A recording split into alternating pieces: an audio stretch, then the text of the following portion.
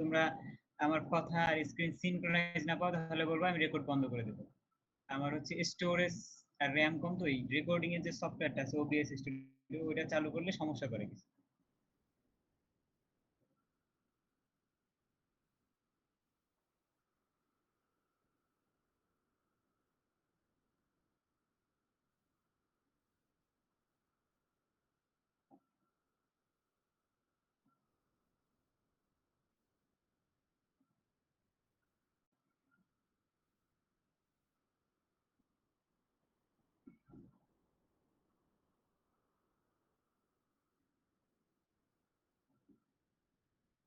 তোমরা আমাকে একটু জানাবে মাঝে মাঝে যে কথা বোঝা যাচ্ছে কিনা, কথা না বোঝা গেলে জানাবে। আর হচ্ছে যদি এমন মনে হয় যে আমি যা বলতেছি সেটার সাথে সিনক্রোনাইজ হচ্ছে না, ভয়েস পরে যাচ্ছে বা ভিডিও পরে যাচ্ছে, তাহলে জানাবে, তাহলে আমি রেকর্ডিংটা অফ করে দেবো, তোমরা ঠিকঠাক ক্লাস করতে পারবে।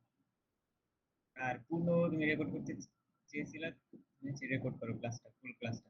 জাভাস্ক্রিপ্ট এইচটিএমএল স্কুল থেকে দেখতে বলেছিলাম, ওখানে দেখবা একটা ফাংশন আছে, সেটার নাম কি ক্যারেক্টার অ্যাড।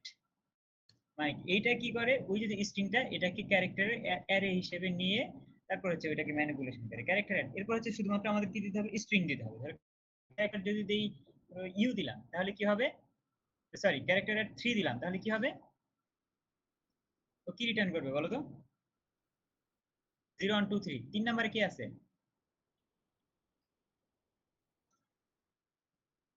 3 নম্বর ইন্ডেক্সে কি আছে বলো?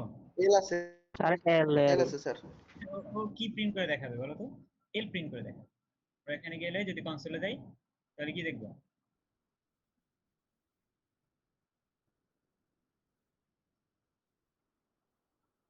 কনসোলে গেলাম, এই যে দেখো এল প্রিন্ট করে দেখাচ্ছে, তাই না? বোঝা যাচ্ছে তো? জি স্যার, এই যে বোঝা এখানে যাচ্ছে। আচ্ছা, এখন এর মানে কি, আসলে সে কি করতেছে, স্ট্রিংটাকে অ্যারে আকারে ট্রিট করে সেই অ্যারের আমরা যত নাম্বার ইন্ডেক্স দিচ্ছি ওই নাম্বারটাকে এখানে রিটার্ন করতেছে, ওই ক্যারেক্টারটাকে। এখন যদি চাই আমরা এই ক্যারেক্টারকে বড় হাতের করব, তাহলে আমরা কি করতে পারি, এই এলটাকে বড় হাতের করব, শুধুমাত্র কি করব, টু আপার, এই ফাংশনটা ব্যবহার করব। টু আপার মানে কি, আপার কেস হয়ে যাবে, ঠিক আছে? এবার যদি দেখো আমরা রিলোড দিয়ে ওখানে যাই, এখন দেখবে কি হয়ে গেছে, আচ্ছা আমাদের বানান ভুল হয়েছে, টু আপার কেস লিখতে হবে, শুধু টু আপার স্যার লিখতে হয় আপার না, টু কেস। Upper case. এইটা যদি দিই তাহলে কি হবে বলতো, এই অক্ষরটা বড় হাতের হয়ে যাবে। দেখো এল এখন বড় হাতের হয়ে গেছে না, ক্যাপিটাল এল। জি স্যার।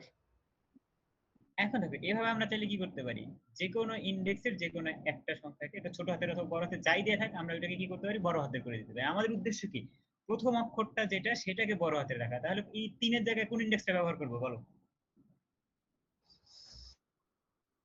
কোন জিরো। ওয়ার্ড? জিরো। হ্যাঁ, জিরো। Zero, right. তাহলে কি হবে, এটা বড় হাতের হয়ে যাবে, তাই না? এবার দেখো রিলোড দিলাম, কি হয়ে গেল, এ বড় হাতের হয়ে গেল। এখন যদি আমরা এই কাজটা করে দিই, এ বড় হাতের হলো, ঠিক আছে, সেই সাথে কি করবে, বাকি যেগুলো যেভাবে আছে সেভাবে প্রিন্ট হবে। তাহলে কিন্তু আমাদের এখানে এগুলা হবে না। কেন হবে না বলো তো? কারণ বাকিগুলোতে ইউজার একটা ছোট একটা বড় এভাবে ইনপুট দিতে পারে। সেই জন্য আমাদের উদ্দেশ্য থাকবে কি, প্রথম অক্ষরটা বড় রাখবো, বাকিগুলো সব কি করব, লোয়ার কেস করে দেবো। বাকিগুলো লোয়ার কেস করবো কিভাবে, প্রথম তো বাকিগুলোকে আলাদা করতে হবে, তাই না? স্যার বাকিগুলোকে তো প্রথমে আলাদা করতে হবে, আলাদাটা করবো কিভাবে? দেখো আমি কনসোল ডট, আরেকটা কনসোল ডট লগ নিলাম, কনসোল ডট লগ, লগ নিয়ে এরপর আমরা কি করলাম, এই নেম নিলাম। নেম দিয়ে আমরা জানি আলাদা করতে হয়, যদি অ্যারে থেকে আমরা আলাদা করা মানে কি, কেটে ফেলা, তাই না? তাহলে আমরা কি ফাংশন ব্যবহার করব, স্লাইস, মনে আছে? জি স্যার। আমরা কোন ইন্ডেক্স থেকে নেব, কোন ইন্ডেক্স থেকে, প্রথমটা বাদ দিয়ে বাকি সবগুলা নেব, তাই না? তাহলে প্রথমটা কি আছে, জিরো ইন্ডেক্স, তারপরে কি আছে, ওয়ান ইন্ডেক্স, ওয়ান ইন্ডেক্সের পর থেকে বাকি সবগুলা নেব, বাস। তাহলে কি হবে দেখো, এই যে ওয়ান, প্রথম ইন্ডেক্সের পর থেকে সব স্লাইস হয়ে প্রিন্ট করবে আমাদের ওখানে, প্রিন্ট করতেছে কিনা ঠিকঠাক দেখো, এ বি ইউ এল, ঠিক আছে?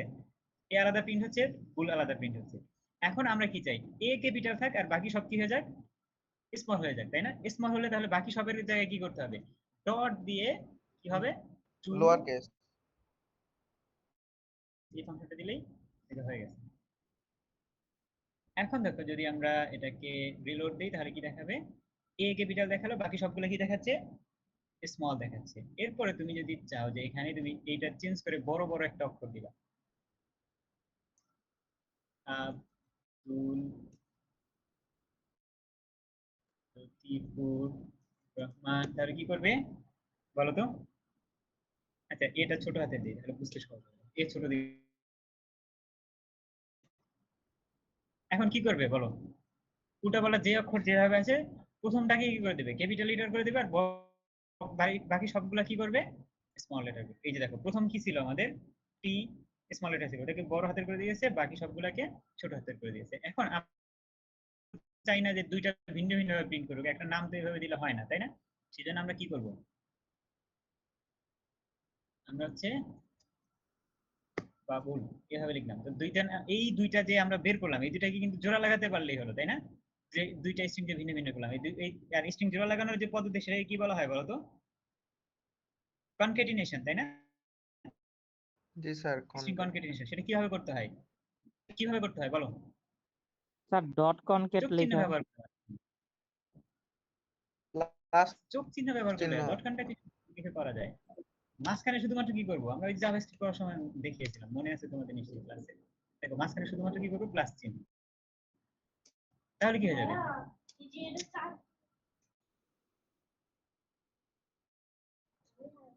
ওই পাশে যাও তোমরা,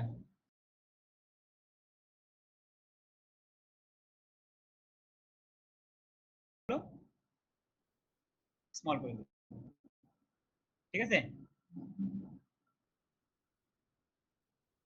সবাই বুঝেছে এই পর্যন্ত? আচ্ছা তোমরা রেসপন্স করো না, হয় কিন্তু আমি বুঝবো না, আগাতে আঁকাবো নাকি এখানেই থামবো, বোঝা যাবে না, ঠিক আছে? এখন দেখো আমি যদি ফুল বিষয়টাকে যদি একটা ফাংশনের ভিতরে রাখতে চাই, তাহলে কি করে দেবো, ফাংশন এই নাম দিয়ে দেবো। আর কি নাম দিতে পারি ফাংশনের, ধরো ক্যাপিটালাইজ নেম,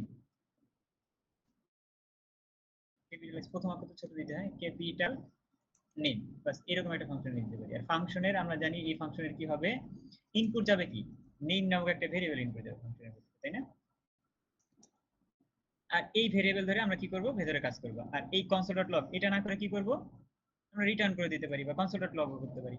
এখন দেখো, এখন যদি আমরা এটাকে ব্রাউজারে গিয়ে রিলোড দিই, তাহলে কি কিছু হবে? কিছু হবে না, কারণ কি আমরা এখানে ফাংশনকে শুধুমাত্র ডিফাইন করেছি, কল করিনি। যদি কল করতে হয় তাহলে কিভাবে করব, কি দিয়ে তারপরে কি করতে হবে, আমরা তোমার যেটাকে নাম দিতে লিখে চাই, parenthesis. D A B U L double এরকম দিয়ে দিলাম, ঠিক আছে? এটা একজনের নাম লিখে প্যারেন্থেসিস। তাহলে এখন এটার কাজ কি হবে দেখো, প্রথম তিনটাকে কি করবে, ক্যাপিটাল লেটার করবে, বাকি সবগুলো কি কি করে দেবে, স্মল লেটার করে দেবে। রিলোড দিলাম, তাহলে কি করলো, প্রথম তিনটাকে ড্যাব, ড্যাবকে কি করলো, ক্যাপিটাল লেটার করলো, আর সবগুলাকে স্মল লেটার। এই তো, এখন যদি আমরা চাই যে এটা কনসোল ডট লগ না করে কি করবো, রিটার্ন করবো, যাতে আরেকটা ভেরিয়েবলের ভিতরে স্টোর করা যায় অথবা প্রিন্ট করা যায়, ইউজাররা যা ইচ্ছা তা করতে পারে। সবচেয়ে ভালো উপায় কি, রিটার্ন লিখে এটা লিখে দেয়। এখানে আমরা জানি যে একটা প্যারেনথেসিস বেশি হয়ে গেছে, এটাকে ডিলিট করে দিই, বাস। এতটুকু করলে কি হবে, আমাদের ফাংশন তৈরি হয়ে গেল। যে ফাংশনটার কাজ কি, যেকোনো একটা নাম ইনপুট দিলে প্রথমটাকে ক্যাপিটাল করবে, বাকি সবগুলা কি কি করবে, সরি এটা হচ্ছে প্রথম তিনটাকে ক্যাপিটালাইজ করবে, বাকি সবগুলাকে স্মল করবে। আর আমরা আসলে প্রকৃতপক্ষে আমরা কি নিয়েছিলাম, প্রথম একটাকে ক্যাপিটালাইজ করে দেয়া, বাকি সবগুলোকে কি করবে, স্মল করবে। এটাও এই যে এটা দিয়ে করতে পারি, সেম স্লাইস দিয়ে।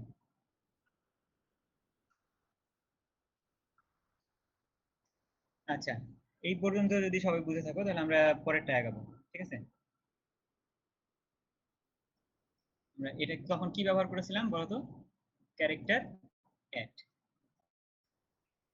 এখন কি হচ্ছে, নির্দিষ্ট ইন্ডেক্স আর কি মেনশন করার জন্য। কোথায়,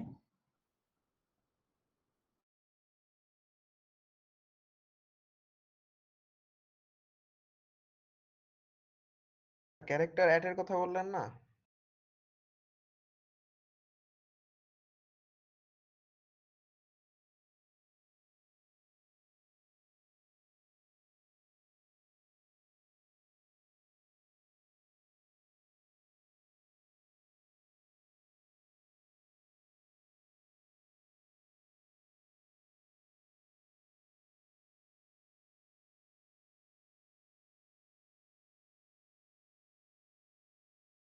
স্যার স্ক্রিন দেখা যাচ্ছে না। হ্যালো। স্প্যামিং তো বোঝো সবাই, নাকি বোঝো না? স্প্যাম মেইল বোঝো?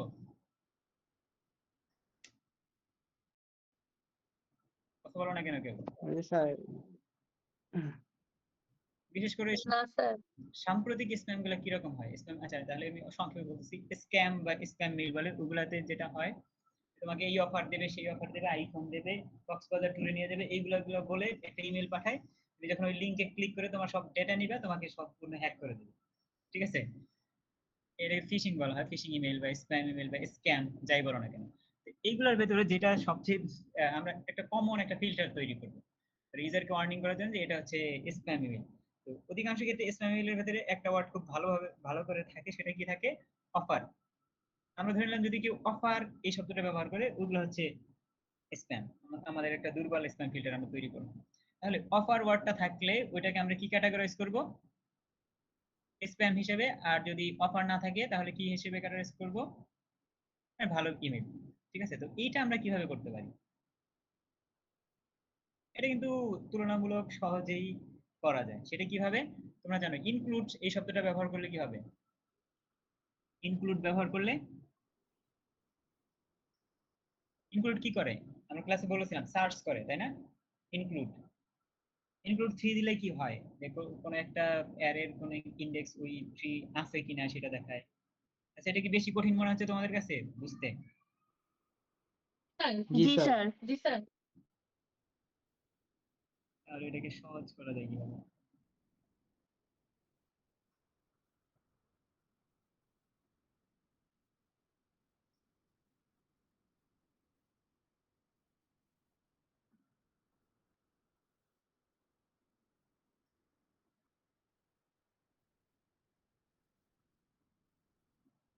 তো এটা বাদ, তাহলে আমরা একটা অ্যারে নেই, লেট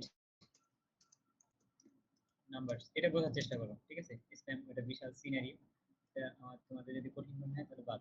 23 নিলাম, 26 নিলাম, 12 নিলাম, 4 11।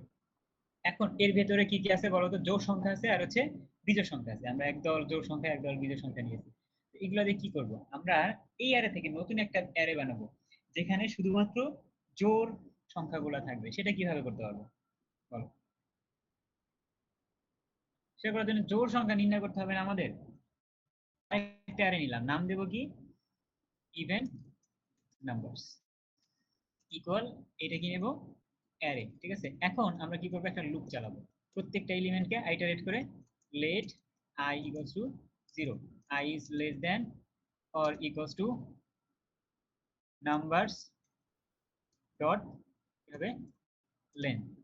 এরপর কি করবো আমরা? I প্লাস প্লাস, এটা দিব। এখন জোড় নাম্বার বের করতে হয় কিভাবে বলো তো? 2 দ্বারা ভাগ গেলেই তো আমরা বলি কি এটা হচ্ছে জোড়। তাহলে আমরা কি করব? নাম্বারস I যদি ভাগশেষ 2 2 double equal equal triple equal দিয়ে দিলাম আমরা, যেহেতু নাম্বার ট্রিপল ইকুয়াল যদি 0 হয় তাহলে এটা কি করবে? এগুলো সব জোড় নাম্বার, তাই না? এগুলো কি ইভেন নাম্বারের ভেতরে কি করব? পুশ করে দেব। ইভেন ডট, আচ্ছা ইভেন তো ইনডেক্স দেওয়ার আগে না, ইভেন ডট পুশ কি করব?